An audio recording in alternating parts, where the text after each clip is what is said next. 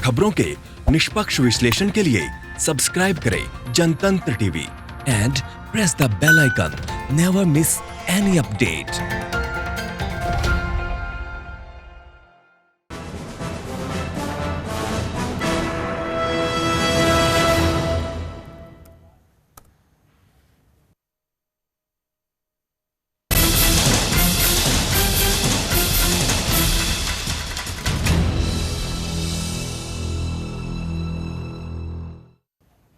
नमस्कार, आप देख रहे हैं आज का मुद्दा। मैं हूं आपके साथ दीपाली। बात करेंगे कांग्रेस की, क्योंकि कांग्रेस में बेलगाम बोल हो गए हैं और अपने सेल्फ गोल है। इसी पर हम चर्चा करेंगे। ऐसे में कांग्रेस के अंदर का घमासान अब सड़कों पर दिखाई दे रहा है, सोशल मीडिया पर आ गया है। अजीबोगरीब हाल है। कांग्रेस वर्किंग कमेटी की बैठक ऑनलाइन चल रही होती है और अंदर की बात बाहर भी आती रहती है। इतना ही नहीं, यहां पर पार्टी के नेता सोशल मीडिया पर एक दूसरे को चुनौती भी दे रहे होते हैं। मामला अभी शांत भी नहीं हुआ। अभी भी पार्टी फोरम के बजाय सोशल मीडिया पर बयानबाजी चल रही है। रिपोर्ट देखिए, फिर करेंगे चर्चा।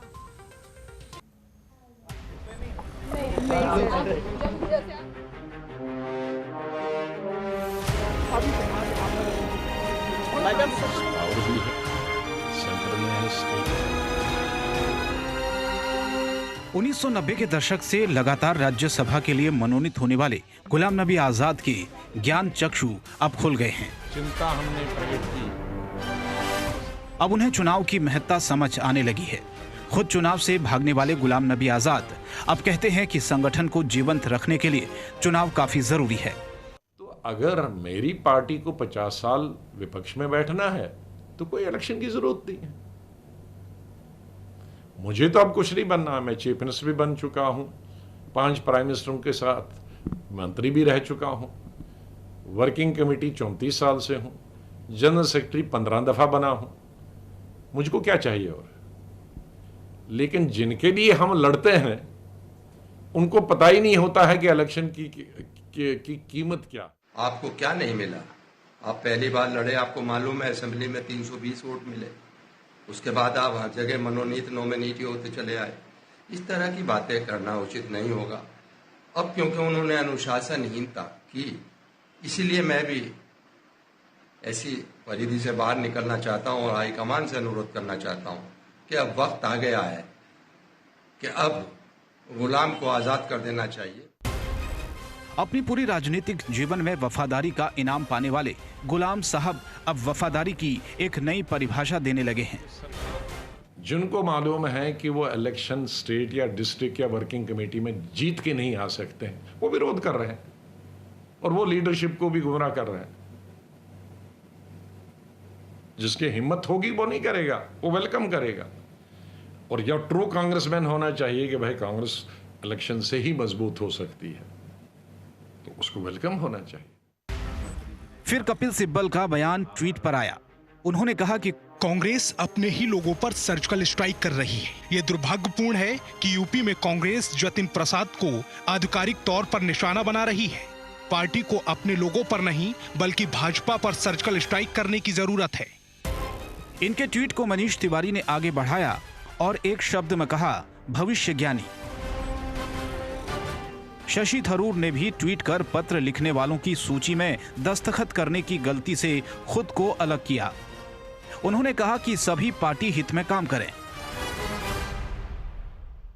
कांग्रेस के अंदर उठने वाली आवाज भले ही पार्टी की मजबूत लोकतांत्रिक परंपराओं की ओर इशारा करे, लेकिन इस हकीकत को भी नकारा नहीं जा सकता कि फिलहाल कांग्रेस में सब कुछ ठीक नहीं है। ब्यूरो रिपोर्ट, जनतंत्र टीवी।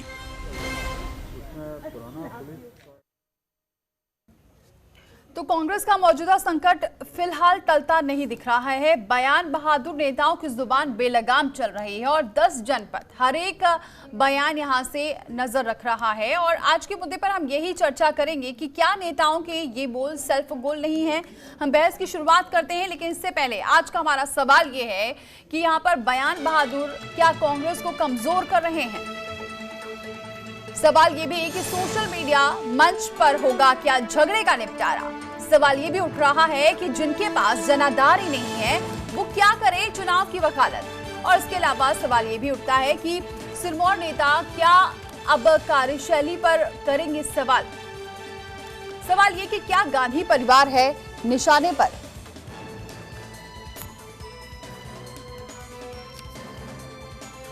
और चलिए इसी पर हम चर्चा करते हैं। हमारे साथ मेहमान जुड़ चुके हैं। संजीव तिवारी जी हमारे साथ जुड़ चुके हैं, आरएसएस विचारक हैं। बहुत स्वागत है संजीव जी हमारे साथ जुड़ने के लिए। अमलेंदु उपाध्याय जी जुड़ चुके हैं, वरिष्ठ पत्रकार हैं। बहुत स्वागत है हमारे साथ जुड़ने के लिए। इसके अलावा हमारे साथ जुड़ चुके हैं संजय अग्रवाल जो राजनीतिक विशेषज्ञ हैं। बहुत स्वागत है संजय जी आपका भी हमारे साथ जुड़ने के लिए। सबसे पहले यहाँ पर अमलेंदु उपाध्याय जी आपका ही रुख करते हैं। ये जो चल रहा है इस वक्त कांग्रेस में और ये जो बयानबाजी हो रही है, सोशल मीडिया पर आकर आप इस तरह की बयानबाजी कर रहे हैं, जब कांग्रेस वर्किंग कमेटी की बैठक होती है उस दौरान आपके बयान कुछ और होते हैं। क्या ये वाकई अपना सेल्फ गोल चल रहा है या फिर वाकई ये कांग्रेस की हितैषी है और बार बार ये बताने की आज जरूरत क्यों पड़ रही है कि हम तो कांग्रेस के शुरू से थे और अभी भी कांग्रेस के ही हैं? देखिए, इसमें गुलाम नबी आजाद साहब का जो आप लोगों ने बाइक दिखाई और जो आपका पैकेज चला उसके बाद दोनों चीज़ें वो स्पष्ट कर देती हैं कि गुलाम नबी आजाद साहब जो कह रहे हैं या उनके जो साथी जो कह रहे हैं तो वो कितना सच है और कितना गलत है। ये मतलब जो हमारे दर्शक हैं उसमें देख रहे हैं वो स्वयं तय करने में सक्षम होंगे मुझे लगता है। गुलाम नबी आजाद साहब ने कहा कि हाईकमान जो है वो गुलाम को आज़ाद कर दे, तो गुलाम नबी आजाद साहब को ये मालूम होना चाहिए कि गुलाम जो है कभी आज़ाद नहीं हुआ करते हैं। 50 साल तक जो है वो राज्यसभा और सत्ता की मलाई चखने के बाद आज गुलाम नबी आजाद साहब को ये बात याद आ रही है कि चुनाव होने चाहिए। अगर 50 साल चुनाव हो रहे होते तो मुझे लगता है कि गुलाम नबी आजाद साहब जो है CWC में कभी पहुँचे नहीं होते। तो हालांकि बहुत सी चीज़ें हैं जिन पर बातचीत हो सकती है और ये पार्टी के अपने अंदर के मसले हैं, पार्टी को तय करना है कि वो किस तरीके से वहाँ मसले तय होंगे और ये उनका अंदरूनी मसला है, उन्हें तय कर लेना चाहिए जी। लेकिन अगर बाहर सड़क पे आकर के बयानबाजी होगी और सोशल मीडिया पे चीज़ें होंगी तो जाहिर सी बात है कि घर के लोग भी तनकीद करेंगे और बाहर के लोग जो है उसका मजा भी लेंगे। दोनों चीज़ें होंगी। बिल्कुल सही बात है। लौटेंगे सर आपके पास। संजय जी का रुख करते हैं। संजय जी, ये क्या ये चुनाव पर इतना जोर क्यों दिया जा रहा है? क्या ये चुनाव कराने पर जोर देने के बहाने कुछ और निशाना साधा जा रहा है? क्या वाकई लग रहा है कि गांधी परिवार निशाने पर है? अब ये जितने बड़े जो बयान दे रहे हैं नेता इन लोगों के।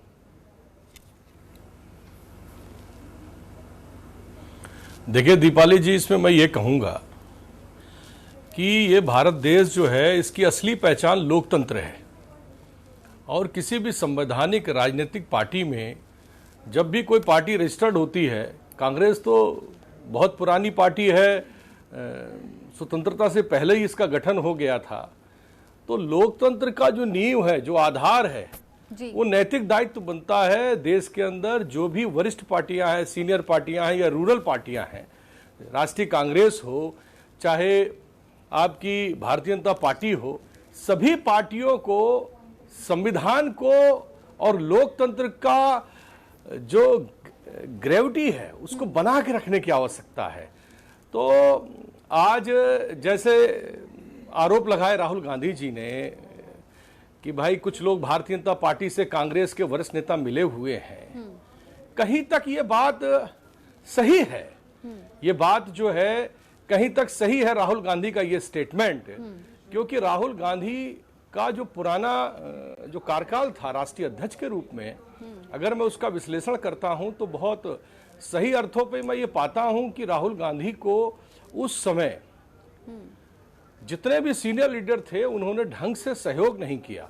अगर सहयोग किया होता तो राहुल गांधी शायद कुछ और समय इसमें राष्ट्रीय कांग्रेस के अध्यक्ष रह पाए होते। लेकिन जहां तक गुलाम नबी आजाद के बहुत बड़े बड़े बोल कांग्रेस पार्टी को हमेशा नुकसान पहुंचाते रहे हैं जी। अगर देखा जाए तो धारा 370 में एक तरफ जहां पूरा भारत देश ये कह रहा था कि अच्छा फैसला है, वहां कांग्रेस पार्टी को सबसे नीचे गिराने का काम उस समय गुलाम नबी आजाद जी ने किया, मेरे ऐसे समझ में आता है जी। बाकी ये लोकतंत्र है, ये संवैधानिक ढांचे की बात है, इसमें गुलाम नबी आजाद हो या कपिल सिब्बल हो या कोई भी व्यक्ति हो, चाहे भाजपा के अंदर हो चाहे कांग्रेस के अंदर हो, सभी में संवैधानिक तरीके से चुनाव तो होने चाहिए राष्ट्रीय अध्यक्ष के, और है। जब राष्ट्रीय मतलब अध्यक्ष आपका चुनाव बीमार होना है चाहिए, ठीक है, तो चुनाव ठीक है। कराने में मुझे नहीं लगता किसी प्रकार की आपत्ति होनी चाहिए। ठीक है, यहाँ पर राहुल जी आपका रुख कर, राहुल जी। त्रिवेदी जी भी हमारे साथ जुड़ चुके हैं। बहुत स्वागत है राहुल जी हमारे साथ जुड़ने के लिए, बीजेपी के प्रवक्ता हैं। अब सबसे पहले मैं एक बार संजीव जी का रुख करती हूँ, फिर राहुल जी आपके पास आऊंगी।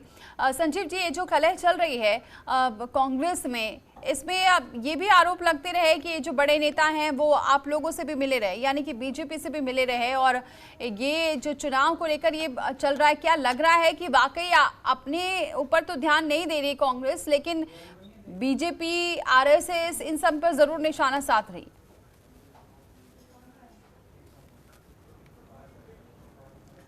देखिए, कांग्रेस बहुत लंबे समय से आईसीयू में है, इंटेंसिव केयर यूनिट में है, और कांग्रेस की स्थिति ऐसी हो गई है कि अंदरूनी कलह हर स्तर पे बढ़ा हुआ है। अभी तक हम देखते थे कि जिला पार्टी की मीटिंग में ही कुर्सियां चलती थीं, उसके बाद राज्यों में इसका जो अस्तित्व था वो खतरे में पड़ गया, और अब केंद्रीय नेतृत्व को, जिसको हाई कमान कहा जाता है, सिर्फ एक ही पार्टी में यह हाई कमान की चर्चा होती है, वो कांग्रेस में है, उसके ऊपर भी अब उंगलियां उठने लगी हैं। आज तक हम देखते थे कि G20 की बात करते थे, और आज हम G23 की बात कर रहे हैं। वैसे नेता जो कांग्रेस हाईकमान को यह कह सकें कि आप चुनाव कराइए, और मुझे नहीं लगता इसमें क्या आपत्ति होगी। संजय जी ठीक कह रहे थे कि लोकतंत्र में दो चीज़ें बड़ी आवश्यक है, एक तो विचारों में भिन्नता, और दूसरा समय समय पर चुनाव। मुझे लग रहा है यह दोनों चीज़ें कांग्रेस में कभी भी बर्दाश्त नहीं हुई है, और जब से विशेष करके एक परिवार का कांग्रेस के ऊपर पूरी तरह से कब्जा हुआ है, अब वह गांधी वाड्रा परिवार का जब से कब्जा हुआ है, तब कोई इसमें आवाज़ भी नहीं उठा सकता। और मुझे लगता है कि कांग्रेस की आवश्यकता देश को भी है। कांग्रेस सबसे पुरानी पार्टी है, 1885 में इसकी स्थापना हुई, स्वतंत्रता आंदोलन में इसका पुराना योगदान रहा है, परंतु जिस तरह से एक परिवार ने इसको अपने कब्जे में कर लिया है, यह देश के लोकतंत्र के लिए भी ठीक नहीं है। मुझे लग रहा है इसको मतलब परिवार ने कब्जे में किया है, और इसीलिए ये बातें सामने आ रही है कि कोई अपनी बात अगर रख रहा है तो इसलिए ये कहा जा रहा है कि गांधी परिवार निशाने पर है। राहुल जी, क्या आपके पास आऊंगी लौटकर, और क्योंकि मुझे ब्रेक लेना है, सभी मेहमान मेरे साथ बने हुए हैं और यहाँ पर एक छोटा सा ब्रेक ले रहे हैं, फौरन लौटते हैं।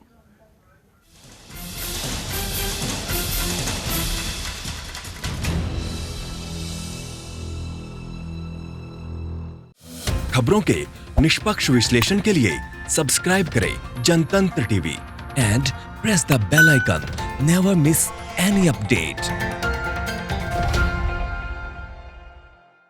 तो लगातार हम चर्चा कर रहे हैं कांग्रेस में जिस तरीके से अंतर्कलह अब सामने आ रही है, सोशल मीडिया का सहारा लिया जा रहा है। ये बात अलग है कि बहुत दिनों से ये पूरी अंतर्कलह चल रही है, लेकिन अब एक सुर में सुर मिलाते नजर आ रहे हैं कई यहाँ पर जो कांग्रेस के वरिष्ठ नेता हैं। अब किस बात का डर सता रहा है, क्या वजह है उसके पीछे, इस पर हम लगातार चर्चा कर रहे हैं।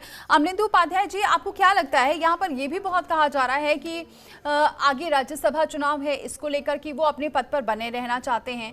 दूसरी बात ये भी कहा जा रहा है कई ऐसे भी हैं जिनको डर है कि कहीं ऐसा ना हो कि आगे आने वाले दिनों में उनके ऊपर कोई एजेंसी आ जाए, एजेंसी लग जाए, क्योंकि कई लोग हैं ऐसे जिन्हें पता है और वो अपने आप को अब सुरक्षित नहीं मान रहे हैं, और इसी वजह से सोच रहे हैं कि अब एक सेफ साइड लेकर चला जाए, और इसलिए ये आवाज अब निकल कर सामने आ रही है। देखिए, आपने सवालों में ही जो है वो जवाब दे दिया है। अब गुलाम नबी आज़ाद साहब की अगर बात कर ली जाए तो देखिए, जब कश्मीर से धारा 370 हटाई गई तो कश्मीर के जितने भी पूर्व मुख्यमंत्री थे, महबूबा मुफ्ती से लेकर के फारूक अब्दुल्ला और उमर अब्दुल्ला तक, वो सब बंद कर दिए गए। कांग्रेस के एक नेता सैफुद्दीन सोज जो मंत्री रहे, वो भी बंद कर दिए गए, आज तक नहीं। गुलाम नबी आज़ाद साहब जो थे वो लगातार दहाड़ रहे थे राज्यसभा में, लेकिन गुलाम नबी आज़ाद साहब जो हैं आज तक जो है वो बाहर हैं। तो मतलब ये शंकाएं उठती हैं, मतलब उठना स्वाभाविक है, और आम कार्यकर्ता में उठना स्वाभाविक है। दूसरी बात कि अगर ये चीज़ें नहीं भी हों तब भी जो है ये चीज़ तो है कि भाई जो जितने भी इनमें अधिकतर लोग हैं वो अधिकतर लोग राज्यसभा वाले ही हैं, तो इस तरह की चीज़ें कर रहे हैं। एक आध को अगर छोड़ दिया जाए तो वो सब राज्यसभा वाले ही लोग हैं। और अब मनीष तिवारी ने जैसे वो ट्वीट आगे बढ़ाया तो मनीष तिवारी से भी सवाल कर लेना चाहिए कि भाई आप 2014 में लोकसभा का चुनाव क्यों नहीं लड़े, जबकि आप केंद्रीय मंत्री थे उस वक्त जी। आपको लोकसभा का चुनाव लड़ना चाहिए था, आप चुनाव नहीं लड़े, 2019 भी नहीं लड़े, राज्यसभा आप पहुंच गए। तो ऐसी बहुत सी चीजें हैं और मुझे लगता है कि चूंकि जब सत्ता परिवर्तन होता है किसी भी संगठन के अंदर, किसी भी पार्टी के अंदर, तो old guard versus new guard जो है लड़ाई हुआ करती है, मतलब हर दल के अंदर हुआ करती है। भारतीय जनता पार्टी के अंदर भी होती रही है और खूब होती रही है, तो इससे मतलब कोई अछूता नहीं है। और बस ये है कि कुछ की चीजें बाहर आती हैं, कुछ की नहीं आती हैं, और तमाम राजनीतिक दलों की लड़ाइयाँ जो इस तरीके की बाहर भी निकल करके आई हैं। हालांकि अभी तक जो है मतलब जो जिन नेताओं ने ये पाया उसके बाद ही सब चीज़ें सामने निकल करके आ रही हैं। अभी तक जो सीधे किसी ने भी अटैक जो है वो राहुल गांधी या सोनिया गांधी के ऊपर नहीं किया है, मतलब अभी भी बच के वो यही बात कर रहे हैं कि चुनाव हो, CWC का चुनाव हो, कार्य समिति का चुनाव हो। ये कोई नहीं कह रहा है कि राहुल गांधी जो है वो हट जाएं या सोनिया गांधी हट जाएं, क्योंकि देखिए ये लोग जानते हैं कि जो कांग्रेस का कार्यकर्ता है वो कपिल सिब्बल को या गुलाम नबी आजाद को या जितेंद्र प्रसाद को या शशि थरूर को या भूपेंद्र सिंह हुड्डा को, रेणुका चौधरी को, इनको किसी को भी अपना नेता मानने को तैयार नहीं होगा जी। मतलब जो जमीन पे स्थिति है, आप भाई अगर मान ली चुनाव होगा भी तो चुनाव कौन करेगा? कांग्रेस का कार्यकर्ता ही करेगा ना। तो जब कांग्रेस का कार्यकर्ता राहुल गांधी और सोनिया गांधी के साथ में है तो ये सब चीजें मतलब उस स्तर पे आकर के ठीक नहीं बैठती है। और बिल्कुल ये जो कार्यकर्ताओं की बात कर रहे हैं सर, और ये भी देखा गया है कि अगर हम राहुल गांधी की बात करते हैं तो वही यहाँ पर ग्राउंड पर दिखाई दे रहे हैं। अध्यक्ष पद को तो अगर हम छोड़ देते हैं, अगर ये वैसे ही देखें तो ये कोई जितने बड़े नेता हैं कोई ना कहीं चुनाव में नजर आते हैं, अपने विधानसभा क्षेत्र या फिर अपने लोकसभा क्षेत्र तक तो ये पहुँचते नहीं है।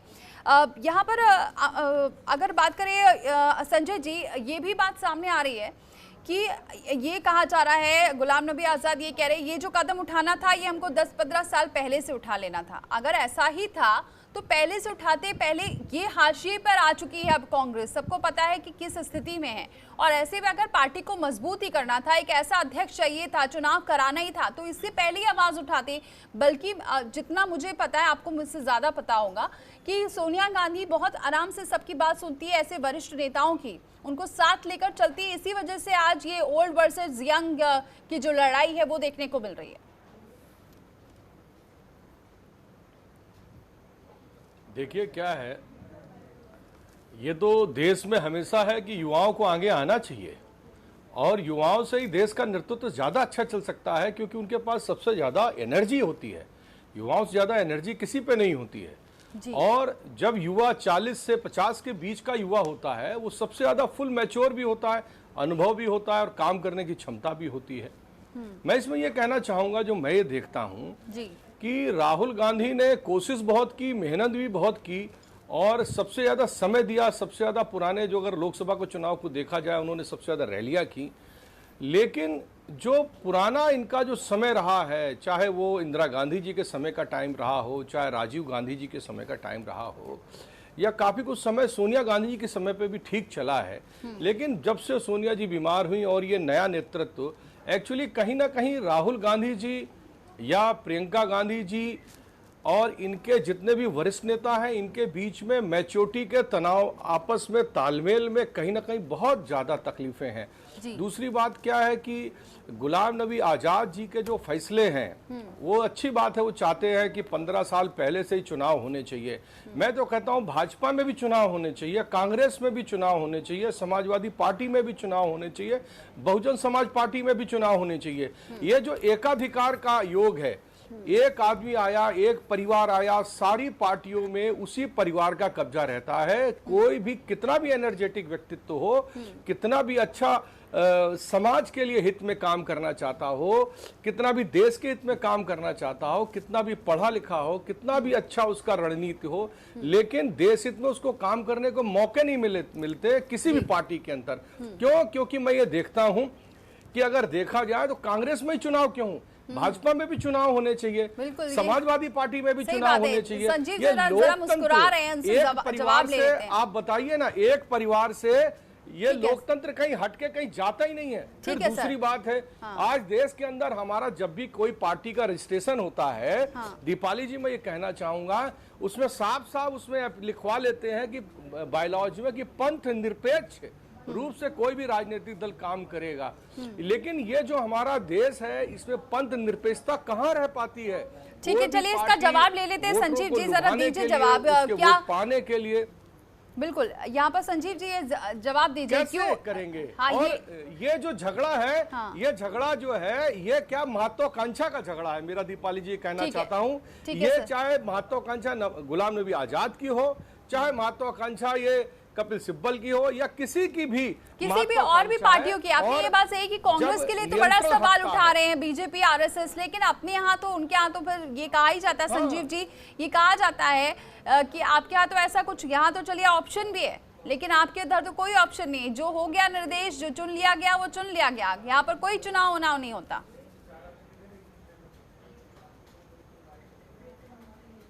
देखिए, कोई निर्देश नहीं होता है। पहले वहाँ के इसके पहले कि वहाँ के संविधान को पढ़ा जाए, परिपाटी को पढ़ा जाए, वहाँ कार्यकर्ताओं से पूछा जाता है, मशवरा किया जाता है, राय की जाती है, और उसके बाद वही योग्य उम्मीदवारों को आगे बढ़ाया जाता है। अगर ऐसा नहीं रहता तो आज देश का प्रधानमंत्री एक चाय बेचने वाले नरेंद्र मोदी जी नहीं होते।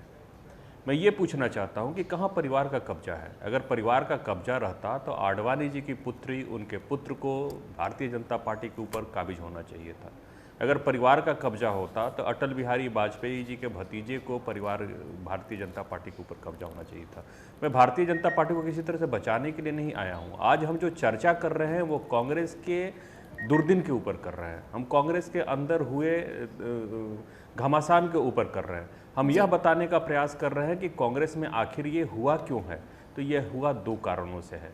देखिए, आप राजस्थान देखिए, मध्य प्रदेश देखिए, दिल्ली देखिए, कर्नाटक देखिए, जिस राज्य में देखेंगे क्या बीजेपी में चुनाव नहीं होना चाहिए? आप बोल रहे कार्यकर्ताओं की तरफ से, लेकिन कौन ऐसा है? कार्यकर्ताओं की कौन सुनता है? कार्यकर्ताओं को मजबूत किया जाता है, लेकिन उनकी राय कौन लेता है? मुझे तो नहीं लगता। जेपी नड्डा जी आए होंगे तो कार्यकर्ताओं से तो राय ली नहीं गई होगी, मुझे तो ये नहीं लगता। ये जरूर कहा जाता है कि आरएसएस में ऊपर जो डिसाइड होता है वो नीचे जरूर आता है। एकदम चुनाव से हुआ है। देखिए जो एकदम चुनाव हुआ है, और वह चुनाव ये होता है जब आधे प्रदेश के प्रांतों के अध्यक्ष आपके निर्वाचित हो जाते हैं, प्रदेश अध्यक्ष।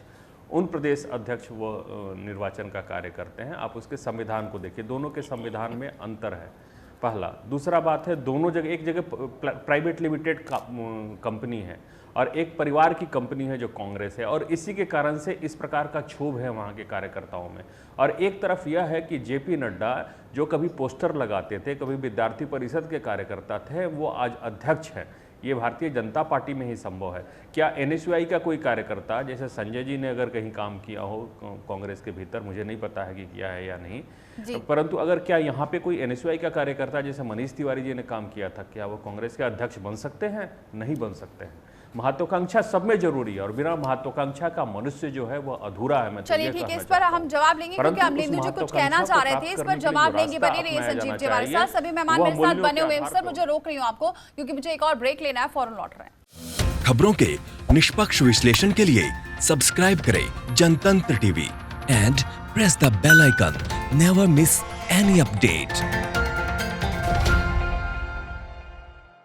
ब्रेक के बाद स्वागत है आपका। हमारे साथ जुड़ चुके हैं राहुल त्रिवेदी जी, प्रवक्ता बीजेपी के हैं। बहुत स्वागत है राहुल जी हमारे साथ जुड़ने के लिए। और अब आपका ही रुख करते हैं, उसके बाद मैं अमलेंदु जी के पास जाऊंगी। राहुल जी, अब ये कहा जा रहा है कि बीजेपी कांग्रेस के बीच में जरूर बोल रही है कि कांग्रेस में अंतर्कलह चल रही है, ये हो रहा है, वो हो रहा है, कोई और कांग्रेस में सिर्फ गांधी परिवार की ही चलती है। लेकिन आपके ऊपर ये भी आरोप लग रहे हैं कि चलिए वहां किसी की तो चलती है, वहां अपनी बात तो रख पाते हैं, आपके यहाँ तो वो भी नहीं चलती है। जो होता है वो ऊपर से डिसाइड हो जाता है, एक बार डिसाइड हो गया मतलब हो गया। क्या लगता है बीजेपी में चुनाव जैसी प्रक्रिया होनी चाहिए?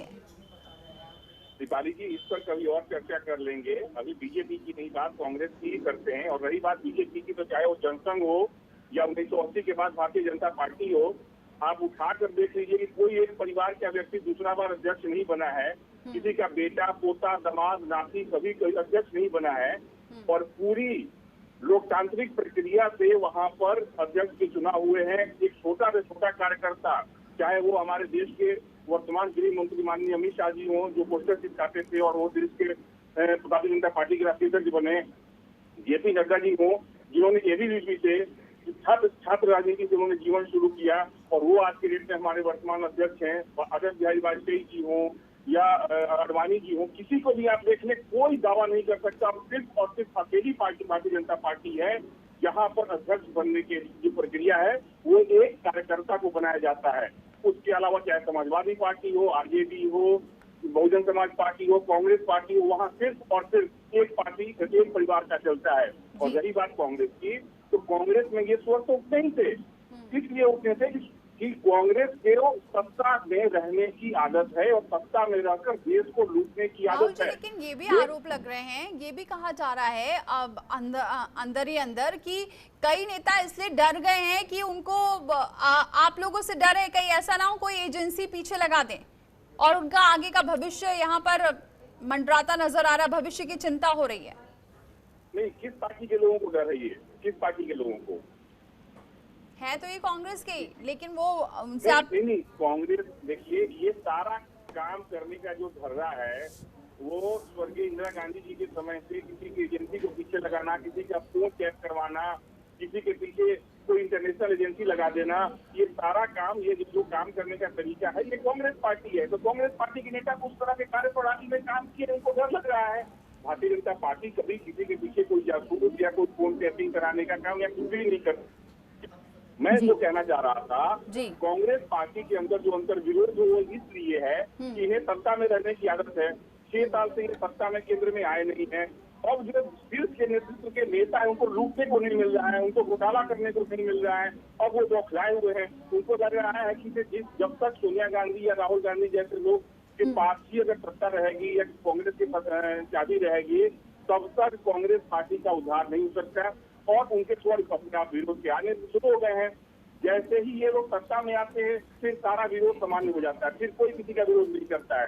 जैसे ही ये सत्ता से बाहर जाते हैं इनके अंदर का अंतर्कलह विरोध शुरू हो जाता है। और रही बात सोनिया गांधी जी का और राहुल गांधी जी का, तो मैं यही कहना चाहूंगा कि कांग्रेस के जितने नेताओं ने अभी विरोध किए हैं वो चाहे जितना भी दम लगा ले, कुछ भी कर ले, कांग्रेस की जो चाबी है कल जाकर ये सारे लोग प्रणगच्छामी हो जाएंगे।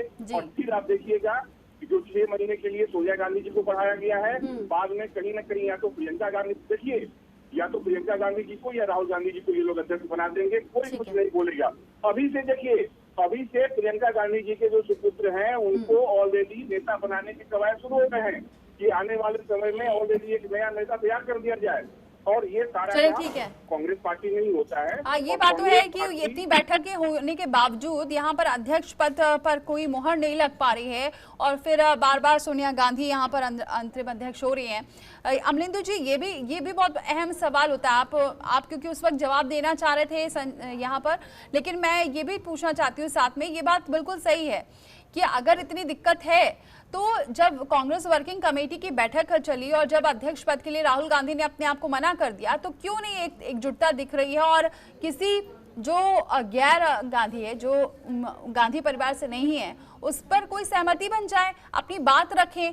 बाहर आके आप इंटरव्यू दे रहे हैं, लेकिन कांग्रेस वर्किंग कमेटी की सुबह से लेकर शाम तक बैठक ना जाने कितनी बार हो चुकी, लेकिन तमाम नाम सामने आते रहे सूत्रों के हवाले से और घूम फिरा के फिर नाम उनका ही आ जाता है। तो जाहिर सी बात है सवाल तो फिर उठेंगे।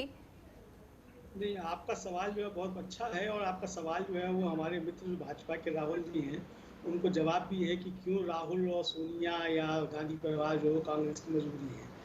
मतलब जो लोग सवाल उठा रहे हैं कि बाहर का हो या अंदर का हो, मतलब अंदर से भी अगर लोग चिट्ठियां भी लिख रहे हैं तो वो राहुल और सोनिया के इर्द गिर्द जाकर के चीजें भूल रही हैं। राहुल गांधी आज अगर हाँ करने की मैं कांग्रेस का अध्यक्ष बनने को राजी हूँ तो सारी भी चीजें एकदम से खत्म हो जाएंगी जी। इसका जवाब तो ये है। दूसरा सवाल ये था कि जैसे संजीव जी कह रहे थे कि सब जो है हमारे यहाँ तय होता है और लोकतांत्रिक प्रक्रिया है।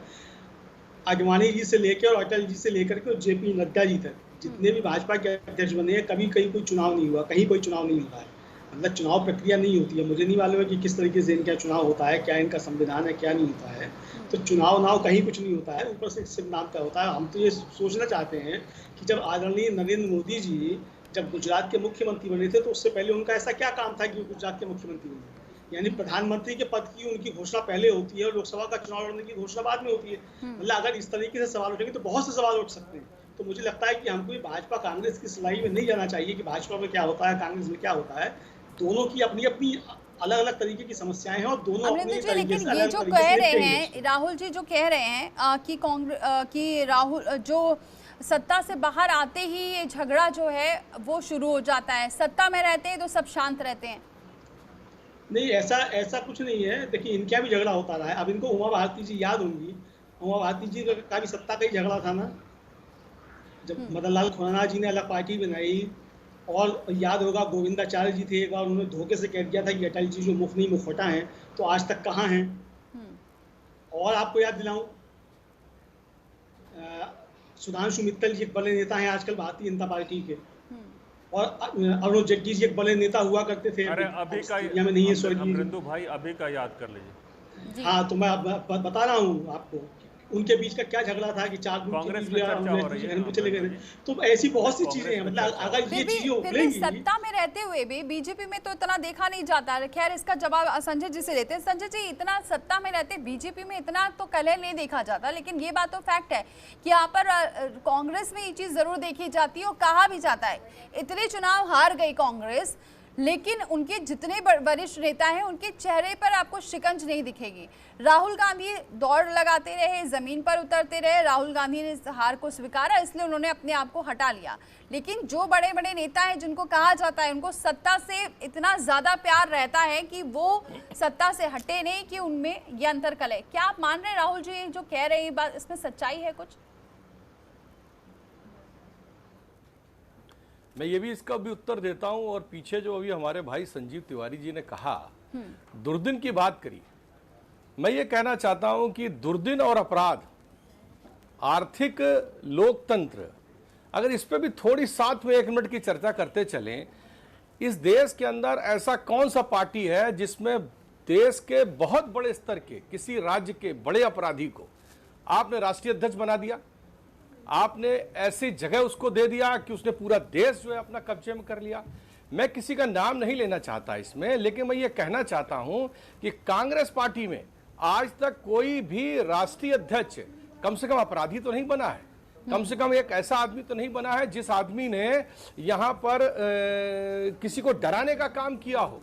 मैं कांग्रेस का कोई हितैषी नहीं हूं या कोई समर्थक नहीं हूं, ना मैं कांग्रेस पार्टी में अब हूं, लेकिन मैं ये कहना चाहता हूं कि इस भारत देश में संजीव भाई, हमारे भाजपा के प्रवक्ता जो राहुल त्रिवेदी जी, और हमारे सभी भाई 2 मिनट की ये भी चर्चा करें कि इस देश में आज बिहार जैसा स्टेट जहां के लोग आर्थिक स्थिति बहुत ज्यादा खराबी से जूझ रहे हैं, उत्तर प्रदेश जैसा स्टेट जहां पर बहुत ही ज्यादा आर्थिक स्थिति से लोग खराबी से जूझ रहे हैं, आज युवाओं के पास रोजगार नहीं है, बेरोजगारी पे भी तो कुछ चर्चा करो।